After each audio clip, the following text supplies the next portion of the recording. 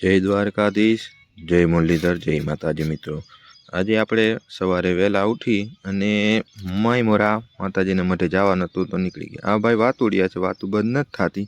કેમેરો સામે આવ્યો એટલે ભાઈ માંડ્યા મરક મરક હસવા માંડ્યા છે। અને આ છે સાહેબ। સાહેબને ખ્યાલ હતો કેમેરો આપણી સામે છે એટલે સાહેબ એકચ્યુઅલી સિરિયસલીથી જોવા મળ્યા। આજે આપણે એમજી લઈને નીકળી ગયા છે। બે ભાઈ આગળ, મોટા ભાઈ બેસી ગયા છે। મોટા હોય એટલે મોર બેસવા મળે। અને ગાડી તો 100ની સ્પીડે નીકળી ગઈ છે। બધાની સાઈડો લેતા જાય છે અને હરવી હાંકવાની થતી જ નથી। અને જો દી ઉગવાનું ટાણું છે, લગભગ સવારના 7 વાગ્યા છે અને સુરત દાદા આપણી સાથે લુકા છુપી રમી રહ્યા છે। ઘડીક વાર વાદળામાં સંતાઈ જાય છે અને ઘડીક વાર બહાર આવે છે। આ ભાઈને બધાની સાઈડ લેવાની થાય જ છે। હટારાની સાઈડો કાપી જાય છે, પાછું રહેવાનું થતું જ નથી। ને અત્યારે આ કચ્છ વિસ્તાર તમે જોઈ રહ્યા છો। હવે ફાઇનલી આપણે મોમાયમોરા માતાજીના મંદિરે પહોંચી ગયા છે। અહીંયા આવીને જોયું તો માતાજીના મંદિરનું બાંધકામ ચાલી રહ્યું છે। તમે પણ જોઈ શકો છો કેવા સરસ પથ્થર ગોઠવેલા છે। અને અત્યારમાં સવારનો લગભગ 8 વાગ્યાનો ટાઈમ છે, 7:30 થી 8 વાગ્યાનો। અને માણસો પણ ઘણા આવી ગયેલા છે। આજે પૂનમ હતી એટલે માણસો વધારે જોવા। જો માતાજીના દર્શન તમે પણ કરી લ્યો। જે મંદિરનું કામ ચાલુ હોવાથી ટેમ્પરરી આ રીતના ગોઠવેલું છે। અહીંયા વિશિષ્ટ રીતે બહુ સરસ મંદિરનું નિર્માણ ચાલુ છે। અહીંયા તમે જોઈ શકો છો બહુ મોટા પાયે બાંધકામ ચાલુ રહ્યું છે। અને અહીંયા પાળિયા પણ ઘણા છે, તમે જોઈ શકો છો। વિવિધ શહીદ થઈ ગયેલા હોય છે તેમના પાળિયા હોય છે। તેઓ એક પાળિયો તમે અહીંયા વચ્ચે પણ મંદિરની વચ્ચોવચ્ચ જોઈ શકો છો। આજુબાજુમાં ઘણા પાળિયા આવેલા છે, તમે અહીંયા આવો અને રૂબરૂ જુઓ તો મજા આવશે। આ માતાજીનો જૂનો થડો છે, જૂનું મંદિર છે, જે અત્યારે બની રહેલા મંદિરથી નજીક જ આવેલું છે।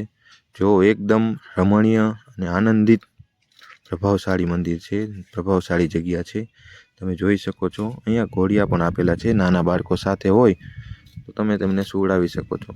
અને આ મંદિરના પટાંગણનો નજારો છે, જો માતાજીનું મંદિર અને ધજા જો કેવી પવનની લહેરાય છે। અને સવારનું વાતાવરણ છે, નયનરમ્ય વાતાવરણ છે, એકદમ ફ્રેશ અને પ્રફુલ્લિત એવું વાતાવરણ છે। અહીંયા આવીને બસ મોજ જ આવે એવું છે, કાંઈ ઘટે એમ નથી।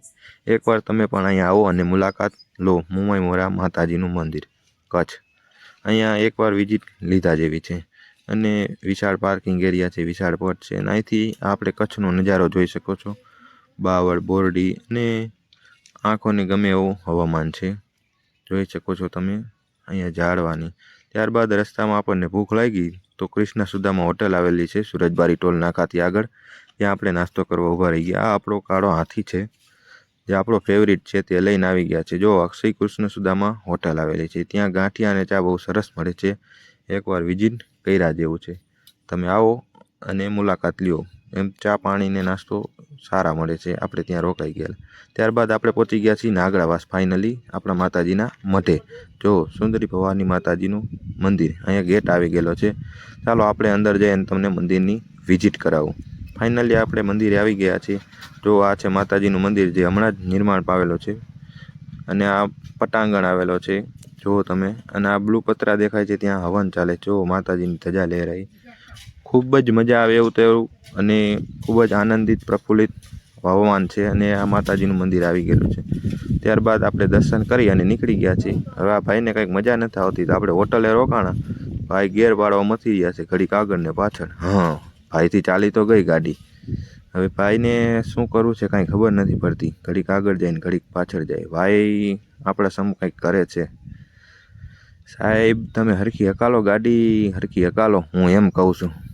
ના ના, સાહેબ તો સારું કામ કરી રહ્યા છે ધર્મનું। જો સાહેબે અહીંયાથી ગાડી લઈ અને બરાબર લીમડાના છાંયડા હેઠી રાખેલી હતી, જેથી ગાડી તપે નહીં। આ હોટલ છે રામદેવ હોટલ, જે રાજસ્થાની હોટલ છે, શુદ્ધ શાકાહારી છે અને ગુંગળના પાટિયાની સામે આવેલી છે, હાઈવે ઉપર, વાડિયા હાઈવે ઉપર। બહુ સરસ જમવાનું બનાવે છે, બહુ મજા આવે એવી છે, એકવાર વિઝિટ લીધા જોઈએ। અહીંના આલુ પરોઠા પ્રખ્યાત છે।